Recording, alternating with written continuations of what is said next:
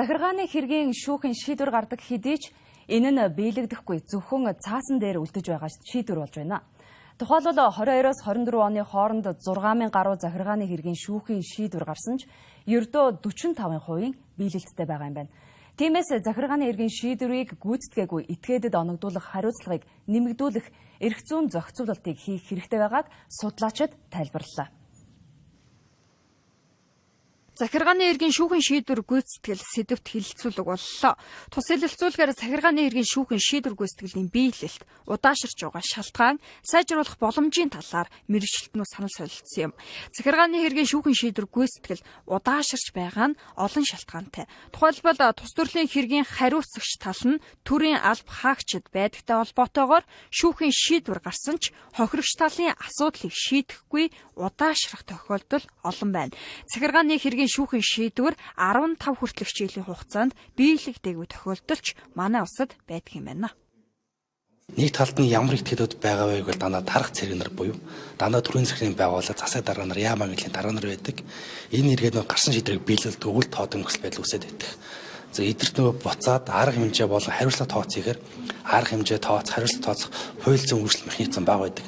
Тийм учраас нөгөө захиргааны хэргийн шүүхийн гарсан шийдвэр маань биелэгдэхгүй хоосон цаас одоо хоолчлол үлдэх юм хэмжээний асуулт тулгарчаад байгаа. Захиргааны шүүхийн онцлог бол хариуцагч нь дандаа захиргааны байгууллагууд байгаа тийм. Агтл нь шийдвэр гүйцэтгэх байгууллага маань өөрөө гүйцэтгэх мэдлийн байгууллагын захиргааны байгууллага. Тэнд ажиллаж байгаа шийдвэр гүйцэтгэгч нар маань захиргааны албан тушаалтнууд байгаа шүү дээ. Захирах зарчмын хүрээнд ажилладаг тийм ээ. Агтл энэ хүмүүсийн энэ одоо шийдвэр гүйцэтгэгч маань өөрөөсөө дээшээ байгаа албан тушаалтнуудыг шийдвэр гүйцэтгэе гэж албатахаар энэ нь өөрөө одоо үр дүн гүү байдаг. Нөгөөдөл нь одоо шүүхийн шийдвэрийг нь одоо тэр өгж байгаа мэдээлэл юм одоо үл тоодог ч юм уу хариуцлагагүй ханддаг. Ийм асуудал байгаад байна. Тиймээс захиргааны хэргийн шүүхийн шийдвэр гүйцэтгэлд тогтолцооны болон эрх зүйн өөрчлөлт хэрэгтэй байгаа юм а. Энэ хариуцагч захиргааны байгууллага байдагтай холбоотой энд ч одоо ерхий сайдаас гэсүүдээ бүх яамдын одоо сайд засгийн газрын гишүүд бүгд л орцсон шүү дээ тийм ээ. Тэгэхээр энэ хүмүүсүүд ийм тогтолцоотой байгаа тохиолдолд энэ шийдвэр гүйцэтгэлийг захиргааны шүүхийн шийдвэр гүйцэтгэлийг гүйцэтгэх мэдлэлээ байлгах уу шүүхэр мэдлийн харьяанд шүүхтэй хариулах уу гэдэг асуудлыг нэгдүгээр ярих хэрэгтэй байна.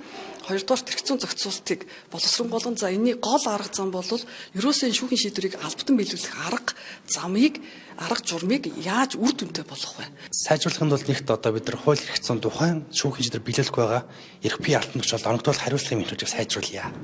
Яагаад бол хариуцлагын механизм байхгүй учраас тухайн хуулийн дээр тунхаглахын шинжтэй байгаа учраас нөө алтан тушаалтууд нь гаргасан шүүхийн шийдвэрээ тоодох, үл тоодох. Хоёрдугаар нь шийдвэр гүйцэтгэх байгууллага нь өөрөө засгийн газрын харьяа агентлаг бий болчиход байдаг. Тийм учраас нөгөө засгийн газрын харьяа агентлагыг яам агентлаг сайд даргын нэрхээ эсрэг зарим тохиолдолд шийдвэр гүйцэтгэх ажиллагаа мөчгөн мөхөсдөх зүйл бий болчиход байна. Тийм учраас тухайн шүүхийн шийдвэрийг биелүүлэхгүй байгаа албан шалтнууд хариуцлага тооцох хууль зүйн механизмыг нэлээд сайн сайжруулах, үр дүн тодорхойлох шаардлагатай бий болчиход байна. Ийхүү захиргааны хэргийн шүүхийн шийдвэрийг биелүүлээгүй этгээдэд хүлээлгэх хууль зүйн хариуцлагыг чангатгах хэрэгтэй буюу эрүүгийн хариуцлагыг хүлээлгэх тогтолцоог бүрдүүлэх хэрэгтэйг хэлжүүлсэн юм. Олон улсад захиргааны хэргийн шүүхийн шийдвэрийг биелүүлээгүй этгээдэд хорих ял оногдуулах, мөн төлбөр гаргуулж авах аргыг ашигладаг байна.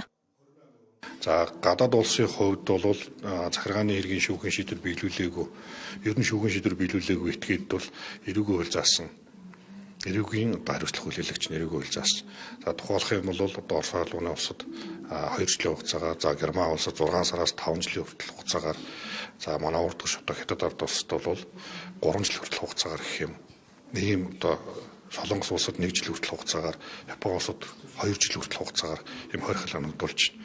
За хорихол оногдуулж байгаа нь нэг талаас шүүхийн шийдвэр биелүүлээгүй этгээд хүлээлгэх хариуцлага мөн үгүй л мөн. За шудраг усыг одоо нийгэмд тогтоож байгаа хэлбэр мөн. За нөгөө талаас бас эрүүгийн хариуцлага байна гэдэг нь энэ гэмтэргээс өршлөн сэргийлэх нэг одоо нөхцөл болж өгдөг. Ийхүү захиргааны хэргийн шүүхийн шийдвэр гүйцэтгэлтэй холбоотой олон асуудлаар хууль зүйн дотоод хэргийн яамны төлөөлөл, захиргааны хэргийн анхан болон давзаалах шатны шүүхийн шүүгчид, улсын ерөнхий прокурорын газар, нийслэлийн шүүхийн шийдвэр гүйцэтгэх газрын холбогдох албан тушаалтнууд мөн хуульч өмгөөлөгчид оролцож захиргааны шүүхийн шийдвэрийн гүйцэтгэлийг сайжруулах, шүүхийн шийдвэрийг биелүүлээгүй этгээдэд хүлээлгэх хуулийн хариуцлагыг чангатгах талаар зөвлөлдлөө.